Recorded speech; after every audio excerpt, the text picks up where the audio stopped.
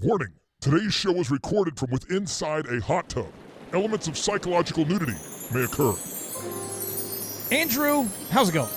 It's going fantastic. Oh, yeah. Andrew, if you had all of the money you could possibly ever want, what would you spend your time doing?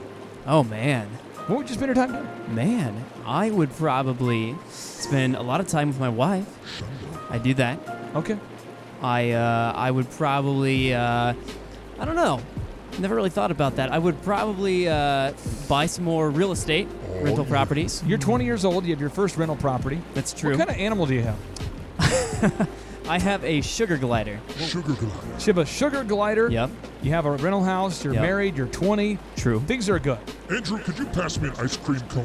What are you talking about? Hey, no ice cream in the hot tub. We've talked about this. Now let me tell you about today's guest. Okay. On today's show, we have one of the most screwed up guests we've ever had on the show, okay? This guy, Prady Tewarie. Yep. He started his first business on the campus of Boston University, selling supplements. Then he exited that company and then got involved in another business, and he started buying some real estate, and he's doing well financially. And you know what this guy has decided to do with his free time? Tell me about it. Clubbing and hot tubbing? No, he's decided to throw his time away by investing it with me right here on the Thrive Time Show. I mean, this guy is jacked up. I mean, what kind of a sick freak would be physically fit, would be financially fit, and would be able to do anything in the world that he wants to do, but would choose to take that time and to invest it to improve the lives of our listeners. This is the kind of sick, twisted freak that I want to have on our show each and every day. Ladies and gentlemen, it's my pleasure to introduce to you Prady Tewarie. Have you guys seen my ice cream cone? I know it's floating around here somewhere. Some shows don't need a celebrity narrator to introduce the show, but this show does. 2 men, 8 kids, co-created by 2 different women, 13 multi-million-dollar businesses. Ladies and gentlemen, welcome to the Thrive Time Show. 3, 2, 1, here we go! Started from the bottom, now we here. Started from the bottom, and we'll show you how to get here. Started from the bottom, now we here. Started from the bottom, now we here. Started from the bottom, now we here. Yes, and yes. Thrive Nation, on today's show, we have a special guest. Ladies and gentlemen, for the first time in the history of this show, we are interviewing, for the first time in the history of this show, somebody by the name of Prady Tewarie. Prady, welcome on to the show. How are you, sir? Hey, I'm doing fantastic. Thanks so much for having me on. I'm super excited to be on. Hey, I know the listeners out there want to know, how do you spell your name? What's the history of your name? Just kind of introduce us to your name, because you're the first Prady we've ever had on the show. Yeah, so Prady, and actually the full name is Pradyuman, which is actually Indian name, but I just go by Prady just to shorten it a little bit. But it's actually an Indian name because my great-grandparents are actually from India. Okay. Now, can you tell the listeners out there what you do now for a living? Because you're having a lot of success. Yeah, so I'm involved in a couple of things. Number one, I'm a real estate developer, so I develop apartment buildings here in the Boston area. But I also am the owner of Azoth, which is a nootropic company, which is a dietary supplement company, and we are on a mission to help people become more productive. And we basically produce dietary supplements just to accomplish that. So kind of a 2 different things that I'm doing, but as I'll kind of get into, you can tie them all together, and they just one complements the other. Well, let's go back to the very beginning of your career. Where did it all start out for you? Well, it all started out for me, I think when I moved to the States right before college. I always wanted to. I wasn't really feeling my drive really in school and in middle school and high school, and the kind of the structure wasn't really for me. And you'll hear this story kind of cliched for a lot of people who end up starting their business. But one thing that I like to do is I like to listen and to solve problems. And I was always kind of driven with an entrepreneurial mindset. And I remember coming here to college, and I heard a couple of people talk about some issues that they were having with their health and fitness needs. And I was really into health and fitness at the time. I really enjoyed working out. and a couple of friends were saying, you know what, I need my protein and my supplements. I need it, but it takes me so long to get it online. This was before Amazon, and people didn't have a car to go to GNC, and a lot of people needed it right away. That's how kind of the supplements work. And I was like, you know what, this is a problem that I could potentially help solve. And long story short, I ended up calling a distributor, and I told them that I wanted to buy supplements in bulk. And they asked me, well, who are you? Are you like a reseller? Are you a store? And I was like, yeah, I'm a reseller. I kind of made up this story. But I told them, I want to buy all this inventory, but I don't, I want to pay net 30, which means you get the product and you pay 30 days later. Got it. And they were like, okay, fine, we'll do it. So a few days later, this was literally like just a week after I heard people talk about this problem. And so I got all this inventory, these products that I knew a lot of people were using in my school. And I filled up my dorm room with all this inventory of products, and kind of sleeping on the floor. The protein and everything was pretty much everywhere in the dorm room. And I put up a really, what I think is a crappy website at the time, because I didn't really know much about coding. And I started offering to people on campus that, instead of a 2-day, 3-day, 4-day delivery, I was going to offer 20-minute delivery. So people on campus wanted whatever they wanted, their protein, their pre-workout, whatever kind of supplement they wanted, I would deliver it in 20 minutes. Basically had a bike on campus, and I would deliver it to people across campus. Now, wait a minute now. So you did a net 30. I want to make sure I get this. You did a net 30 purchase term, which, by the way, for the Thrivers out there who aren't familiar with this is very common to do that. How much product did you have to sell in order to pay that first bill? All of it.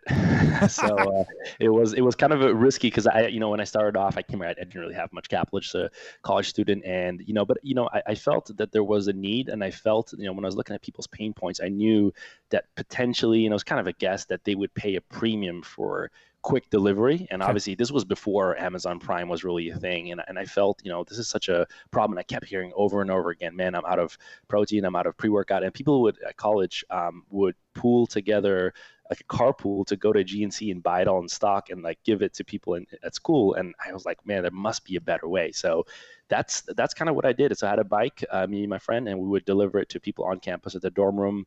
And, basically to answer your question, how, why I'm telling this story is because this ended up being a big success. So as I started going through college, we had more people who were riding the bikes for us. And that was my first business success. I ended up selling the stake in that company after a while. And that, it's all about the stories that you can tell. One, like with business, I always say, the cool thing about business and in life is you only have to really be right once. So you can have all these failures, but if you're right once, that becomes the story. And that became my story on campus. And that kind of started spreading, where people started to ask me help for business. I started giving, panels at school at a really young age in their entrepreneurship center. And, that kind of is like how my story in entrepreneurship and business really started. What was the name of the school that you attended, and what was the name of the business that you started? Yeah, so basically, I went to Boston University, and at the time, the business was called Campus Elite, and we basically spin it off, and the company took a different name, and there was different investors that ended up buying it out. But I went to Boston University, and that was kind of where it all started. And of course, Boston University being a really big school, a really big international crowd.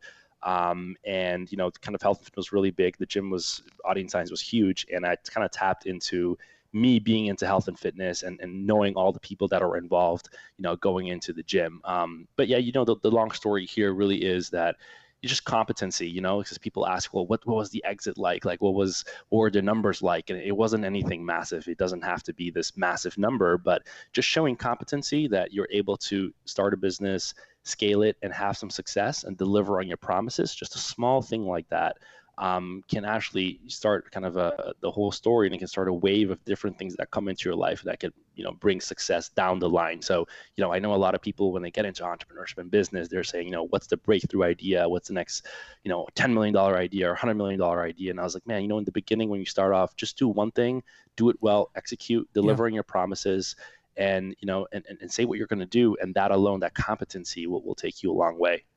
Now, what was your next venture that you did? After you had some success here with this first one, what was the next venture? Yeah, so there were all kinds of things that came into play. So these were, and the reason why I tell the story, because it was a cascade of things. So I started getting involved with people who had ideas on campus, and being in Boston is really great because Boston is a very entrepreneurial town, of course, with all the universities around here, Yeah. and people started coming to me with their ideas. So these were all types of things. These were, someone had a parent that had a tanning salon, someone had a barbershop that I got involved with. Someone else wanted to get into health and fitness and start a supplement line. Then it was a distribution company. And so now, the portfolio was kind of wide, and a lot of them were hit or misses, but I found out a couple of principles that ended up working for a lot of these businesses. And the cool thing was that after that first success, I didn't have to come up with all the ideas. People would bring ideas to me to see, to vet them out, see what I thought. And then I was able to come into play and help them really scale it. And you'd notice that the problems that a lot of these businesses had weren't like, massive problems. There were a small thing they weren't doing. I remember going to a couple of small businesses and asking, hey, you have an email list? And they were like, yes. And I was like, how many people are on the email list? And they were like, 3,000-4,000. We've had this business for, almost a decade. And I was like, well, do you ever email the people? And they were like, no. And I was like, why not? They're like, well, we just don't know how to use any, we don't email people. So just going in there, putting in email automation, stuff like that can make a massive difference. And of course, it matters what time period. Obviously, this is 2009, 10, 11, when kind of the internet was already booming, but kind of the automation, a lot of the tools were still being underutilized. But that was really it. So there isn't like a massive breakthrough. It's just being competent, and then ideas flowing towards you from competence. And when did you, or how did you transition from, supplements, then ultimately into real estate investment? When did that happen? Yeah, so that also happened while I was in college. So basically what happened is I had, after I'd sold, my goal always was, I guess in a nutshell, was to come into a business, automate it, systematize it, and then sell it. A lot of people have this concept where, your business is your baby and they're emotionally tied to it. I get it, but at the same time for me, it was like, this is an asset. And what I was tied to was the culture. What I was tied to was the values, but I wasn't really tied to the process. And I knew when time is to let go, then you let go as an asset. So I had started selling a few of these businesses, and I was sitting on a little bit of liquid. And I was like, well, you know what? I wanted to use some of this, there's this liquid that I had and didn't want to just keep it in the bank, and I wanted to do something else. So I remember my sister actually went to law school in upstate New York, and I remember dropping her to law school for her first orientation week. And I remember, going to upstate New York, and she had a real hard time finding a place to stay, like to rent. And, we're going to all these places, with her, and the rent was sky high, but the places that she was seeing, like with the rent being so high, were really dumps. Like they were not neatly kept. I don't think the landlord had been there. And I was like, wow, that's crazy, because the rent keeps rising, but the landlords are not putting any effort in this. And I was like, well, real estate might be something that, that might be something more passive, and it felt in line with automation and systematizing. So I was like, well, maybe I'll try something like this. Maybe I'll try to put in some of my money in real estate. And that's exactly what I did. I took some of the liquid I had and I put it into buy and hold properties, which, basically investing in condos and in places where, basically in college town. So I had bought a condo at a college town there where my sister went to school.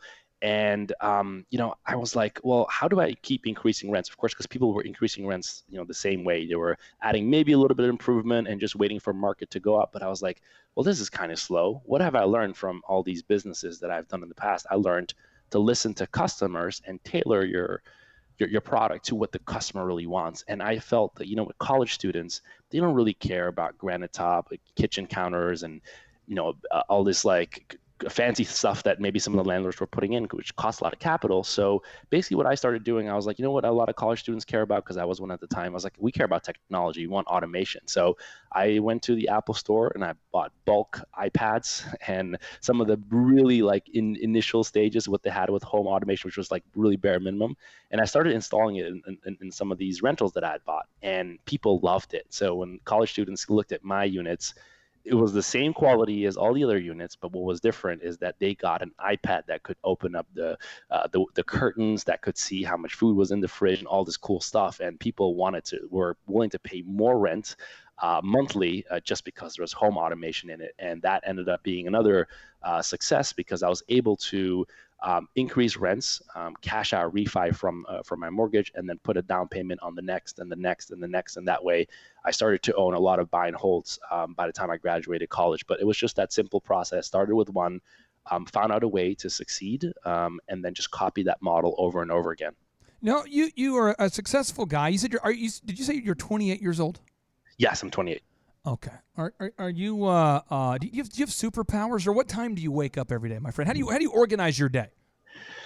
Yeah, so I do have a tendency to I wake up pretty early. I think I usually wake up around 4:30. I don't really live on a lot of sleep, which is definitely true, but it's not and I don't encourage that because people ask me what my sleep schedule is like, and they think they have to copy it. It's just because when I was younger, I just genetically didn't really need a whole lot of sleep. Are you sleeping 6 hours a day? I mean, what time are you going to probably bed? a little bit less. Yeah, I think on mostly I average like 4 or 5. Sometimes sometimes more, sometimes less. Walk us through a typical day. What time are you wake up at 4, and then what do you do next? Yeah, so the first thing I do when I wake up, I do not check any emails or text message, nothing. I don't respond to anything. I usually wake up before, I try to wake up, if it's super early, usually it's 4:30. And then the first thing I do is I go to the gym and I spend time on myself, and that's about an hour and a half.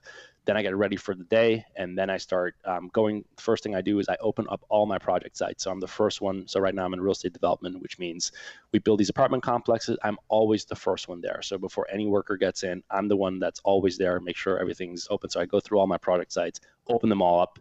It takes me until 9 or 10, and then I start my workday with my supplement company, talking to whether it's manufacturers or distributors and going through the whole process. But that, and after a while, I think after 11 or 12, the day just rolls through. But I spend the bulk of my time right now, after it's doing some of the admin related tasks, is just networking and meeting new people. That's the one thing I've been starting doing. Of course, it's something that's a popular model, but I've really copied that. Is for now it's 7 days a week. I don't like to eat alone except for breakfast because that's the first meal of the day, but all my other meals I eat with someone else.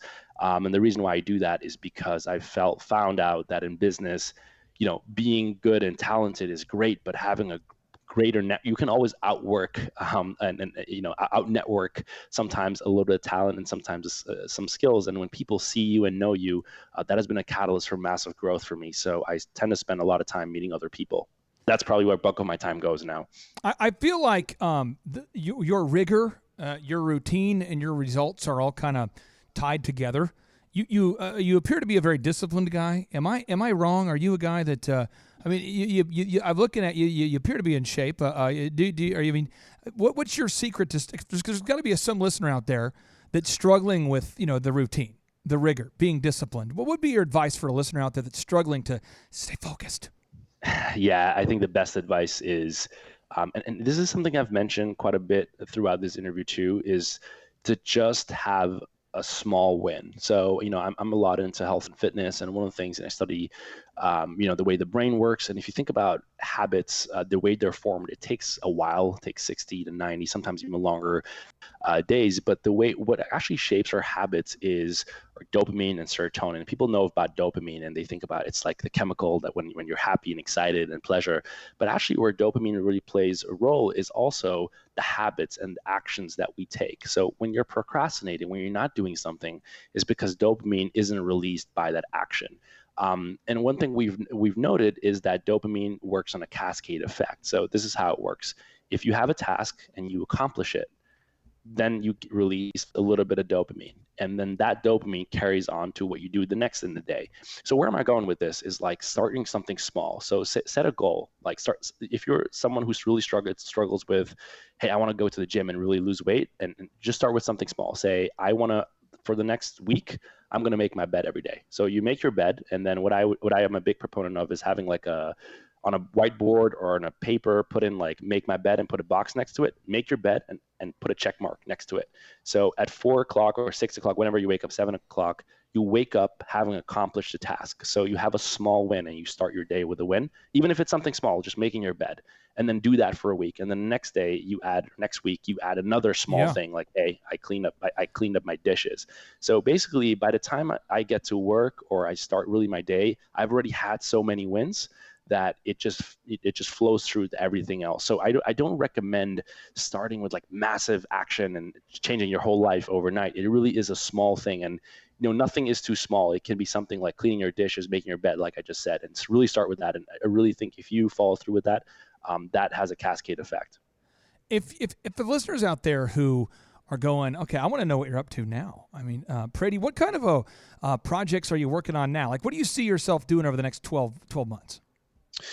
Yeah, so there's a couple things that I'm really involved with. One of them is my supplement company. I talk about that, Azoth. And so I started a supplement company back in law school about a year and a half ago, 2 years ago.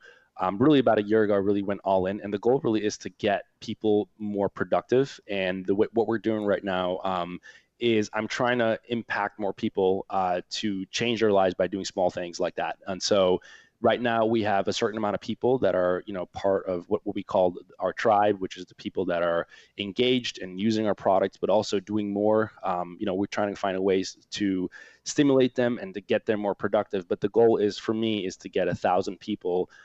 It's a small, not a crazy number, just 1,000 people that are part of the program, but also and are able to find a little bit more productivity in their day. And again, this could be 10 minutes, this could be 6 minutes, 7 minutes of time that they didn't have before. So even by coming on this podcast, that's a goal of mine, because I can share this message with someone that they don't have to.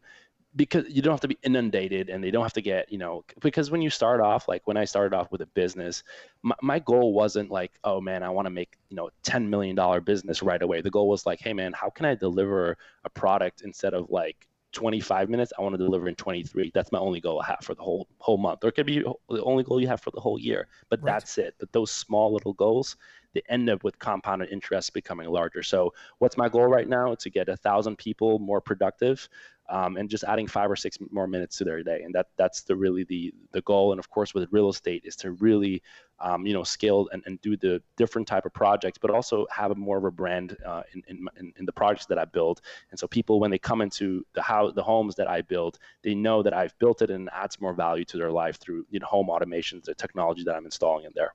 Well, for the listeners out there, they know I love to ask our guests, but what are a couple books that you would recommend to all of our listeners out there? You come across as a very well-read guy. You've obviously had a lot of success. What is maybe one book or a couple of books that you would recommend to all of our listeners? Yeah, so yes, I do. I'm a pretty voracious reader, but there's a couple of books that I think have made a big change. One of them that I've really enjoyed is a book a lot of people have heard of, is by Ray Dalio, of course, a very prominent investor, and he wrote a book called Principles. A lot of people have read it, and it's a bestseller. But that book applies in so many different ways in life, and it talks about how to extract principles from daily things that we're doing and that we're seeing. And if you can extract those principles, you can copy it. The goal being that, is success really a formula, or is it a series of random things that we do?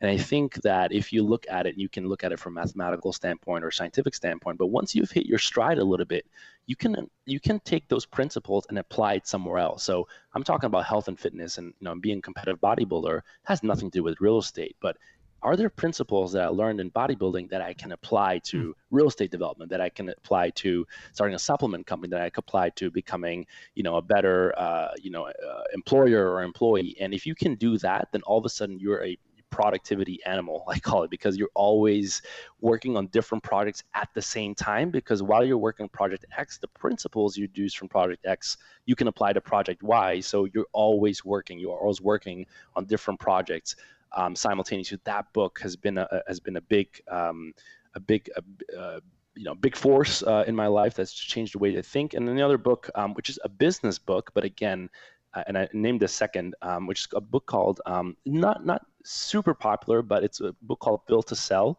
which is creating a business that can thrive without you. And the concept of the book is, how do you systematize and you automate things in your business so that your business can basically survive without you. And now, why is this book important, and why I'm mentioning this podcast? Because again, this goes to the first thing I just said.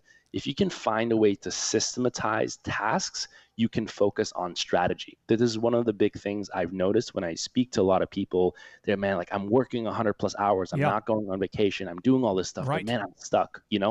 why am I stuck? And I look at the stuff that they're doing in their day.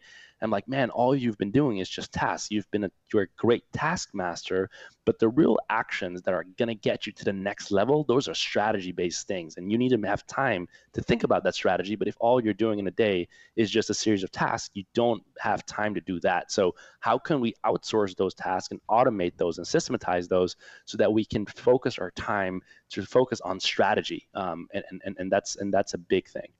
Prady, for anybody out there that wants to learn more about you and wants to, do a deep dive into what you're building there at Azoth, or how do they get in touch with you? What's the best way for people to find out more about you? Yeah, so the best way to get in touch with me, I'm usually pretty active on Instagram, so people can look me up on Instagram, Prady Tewarie, Prady Tewarie. That's not my handle, but if you look that up, you can find me. I'm just putting up my domain, pradytewarie.com. It'll be ready by the time this comes out, and I'll have all my podcasts and my blogs. But if people want to read my blog, they can go on getazoth.com, getazoth.com.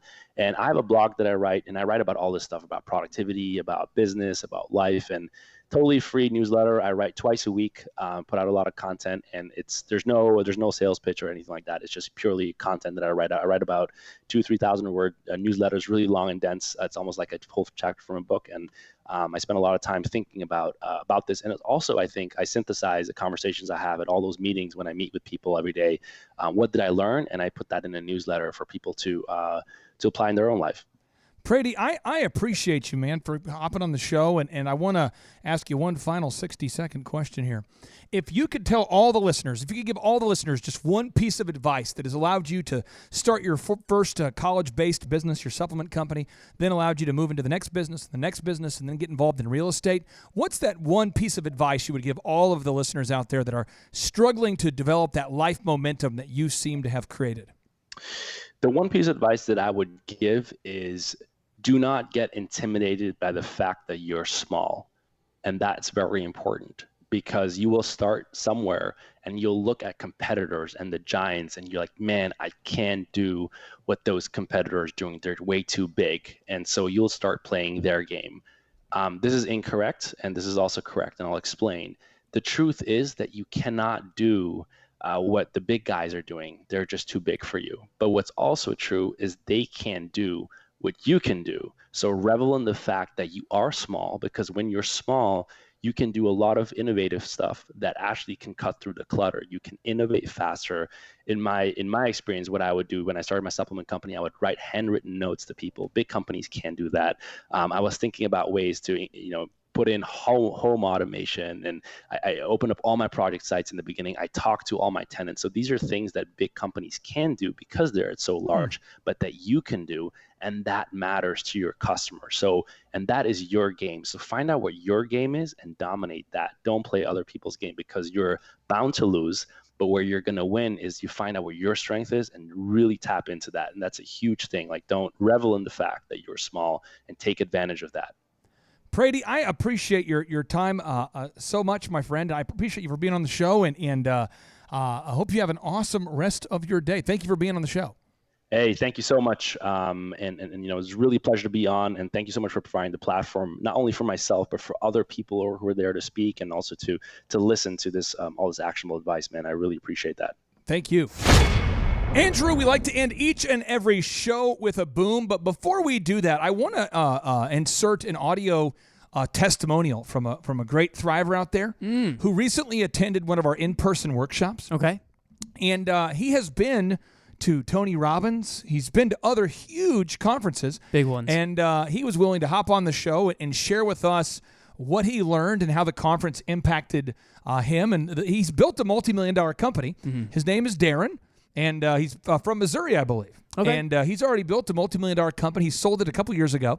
And he said he's spent over $100,000, if I'm correct, on attending other workshops in the past. And he was willing to hop on the show with us to share with us what he learned. And that way, if you're out there today thinking about attending one of the ThriveTimesShow.com workshops, you can hear from somebody who's actually attended, and you can get their objective feedback about what they learned. So again, if you've ever thought about attending the Thrive Time Show in-person workshops, I would encourage you to check them out today at ThriveTimesShow.com. or I'd encourage you to go on YouTube and look for Thrive Time Show conference reviews, or you can find the reviews on iTunes, or you can find the reviews from people who've left us reviews on our Google map by typing in Thrive Time Show and the word Jinx, Jenks.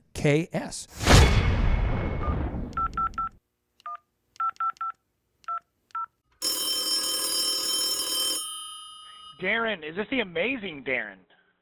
This is the one and only. One and only Darren. Hey, man, this is Eric Chupp from over at the Thrive Time Show.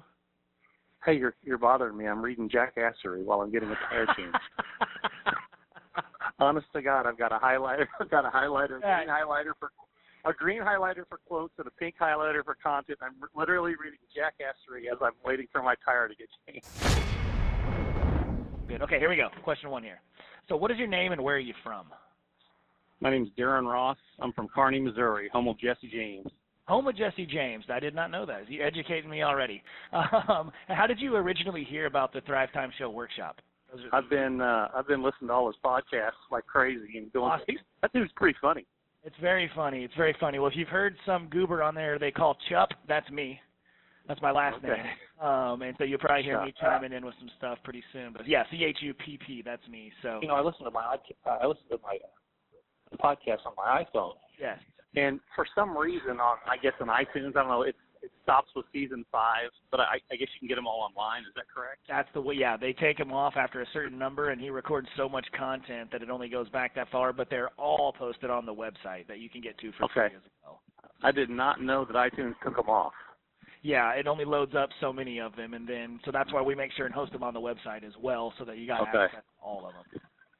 Yeah, I told him the other day. I spent some time with Clay Friday, Saturday morning, I guess, beforehand. Oh, cool. I got there about 6:30, and I was just telling him. I said, we sold our company. I started a company in my dorm room selling apparel, custom apparel, and promotional products to the fraternity and sorority market, and we ran that business for like almost 31 years, and I sold it at the end of 17, and I've been literally I can't even tell you how many seminars, conferences, coaching programs, courses, masterminds. I probably spent 180 to 220 grand over the years. And I told my wife and even my mom, I said, this is the best 2-day one. This is the best conference I've ever been to, even though it was only 2 days and driving distance and $37. I'm like, right.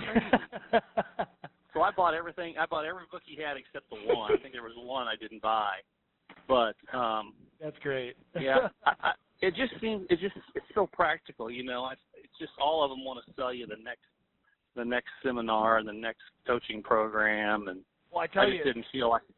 Clay, he built this program for business owners by business owners, kind of like FUBU, right? For us, by us. Yeah. Because he was the exact same place you were, right? He went to all these seminars and experienced all the upsells and all this crap, and he's like, why can't somebody just not tell me what to do?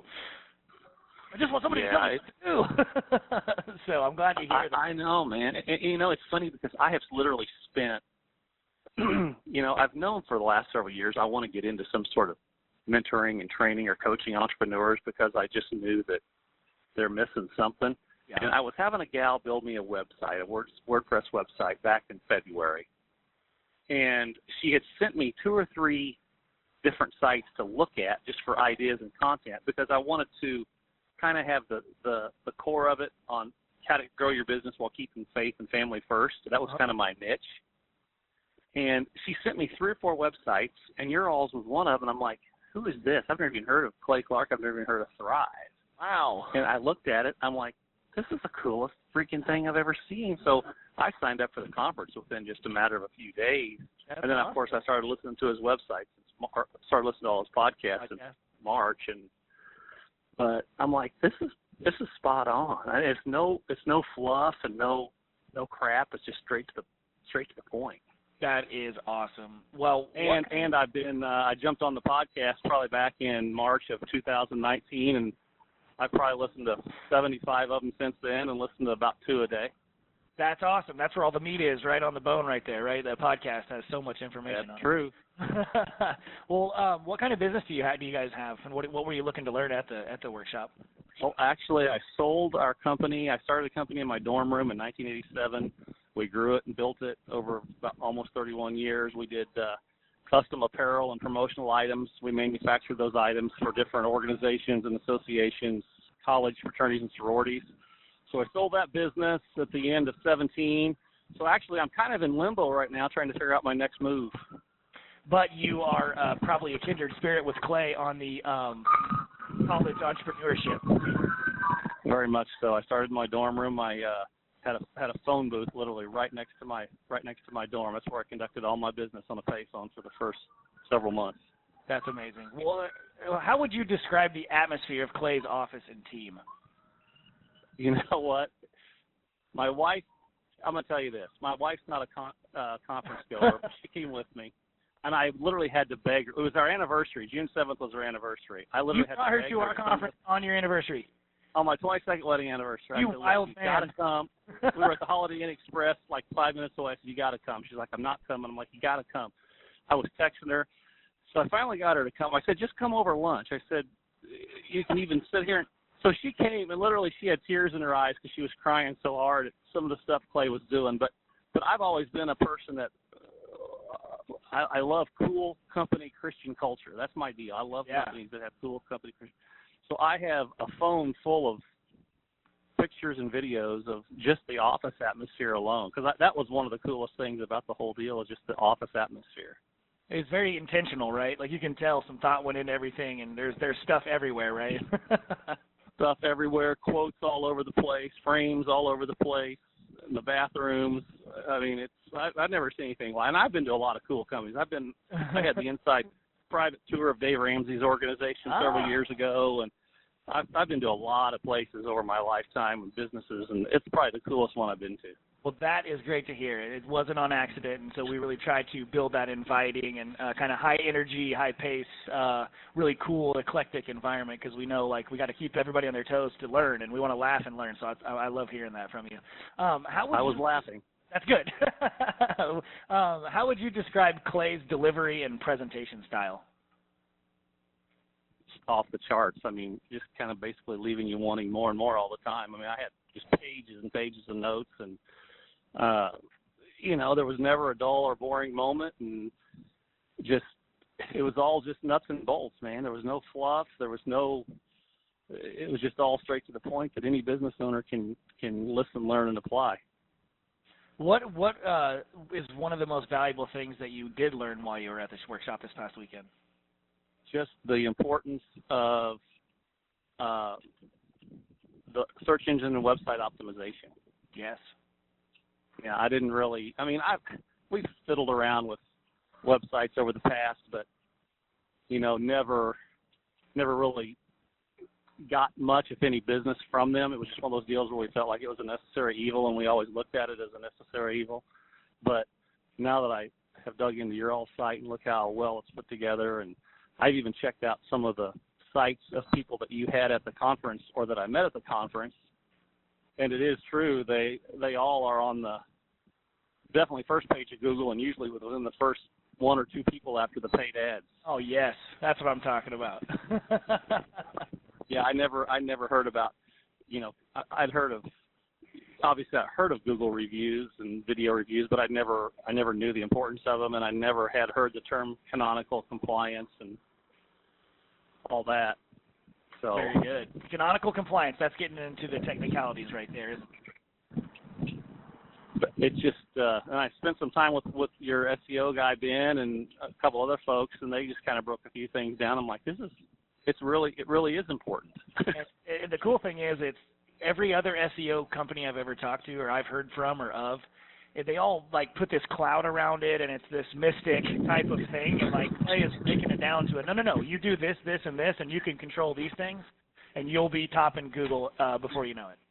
Well, I'm going to just tell you this. When I was in business several years ago, we had hired a company back in the early 2000s, right when the internet was coming on strong, and we had hired a company to do a really killer website for us. And, of course, I had a consultant on staff, and the consultant, I was paying them, and they said, you need to have this cool website built. So we spent like $85,000, and it never worked.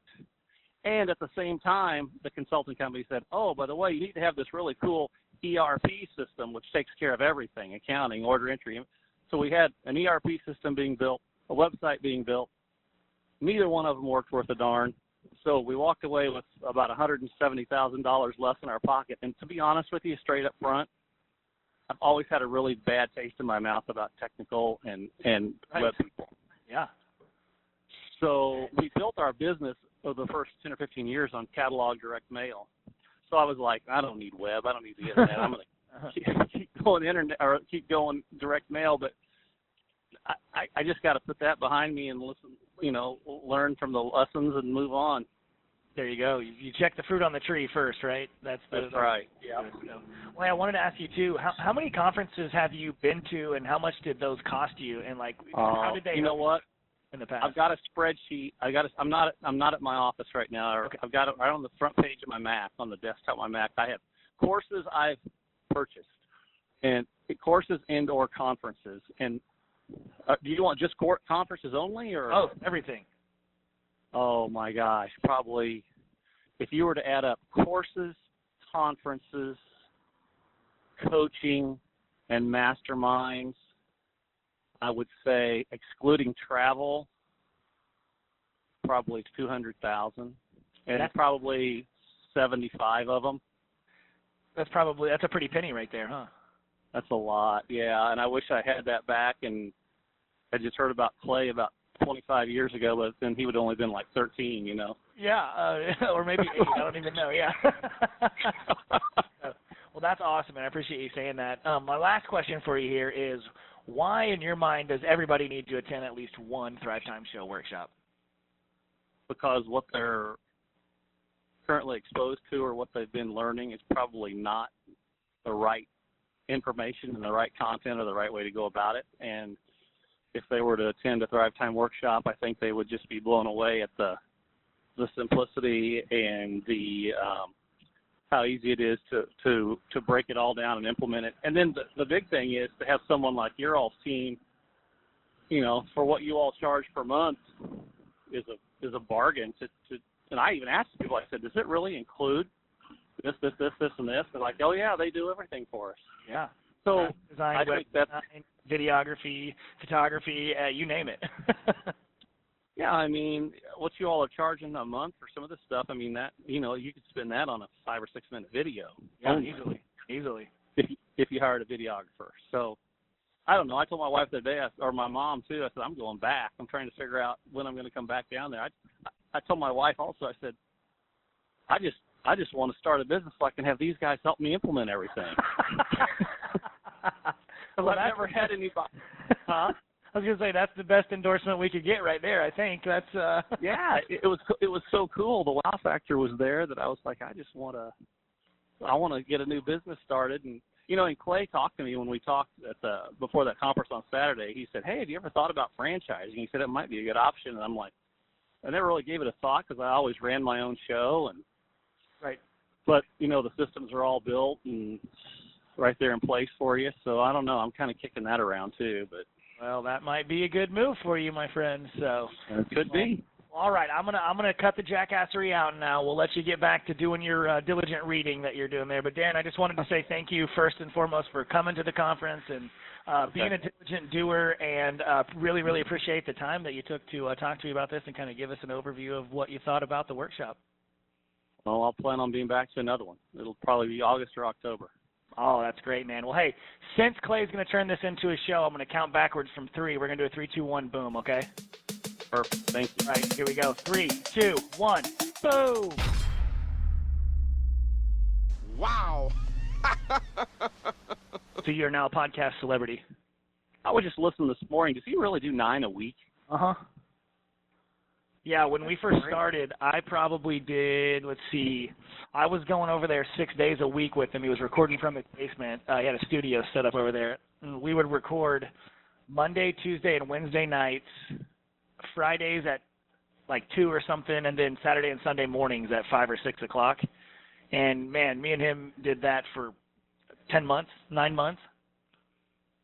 No kidding. Yeah, it was wild. I mean, we were putting out an insane amount of content. He's kind of scaled back a little bit, but he records 5 days a week and anywhere from 8 to 12 episodes every single week. Every single week or every single day? Every single week. Oh. That's just. I said I was listening to one this morning. He said he was recording at the office because his home studio got flooded out. Yep, 4 feet of water in his basement flooded our entire radio studio down there. Oh, Billy. That's horrible. It was awful. And then the very next day, the river was coming up so high here from the Keystone Dam overflow that we had to evacuate the entire building like 2 days after that because they thought our building was going to flood too. And so he was like, we literally pulled everything that was in this office. We pulled it out because we were like, we can't have the house and the office flooding at the same time. We can't have that. So. And this was going to be a question I was going to write on the board when I come to the next conference, but how come he doesn't do like most online marketers where when you go to your website, an opt-in box pops up and then he keeps dripping you content and information every week? How come he doesn't do something like that? He has at this point, number one is to remember that him and Z built this as not the way to feed their family. This is like their passion project.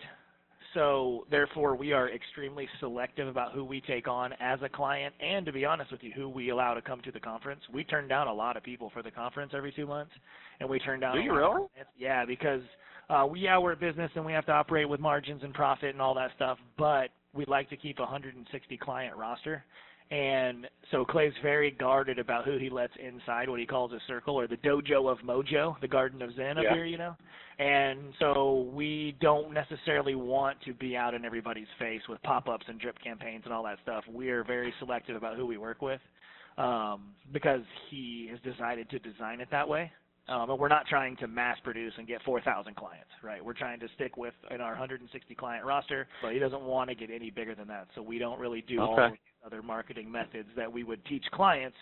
But that is the same stuff that he did with the wedding photography company or the DJ company or the wedding show and all the other things that he's been, Elephant in the Room and all the other businesses.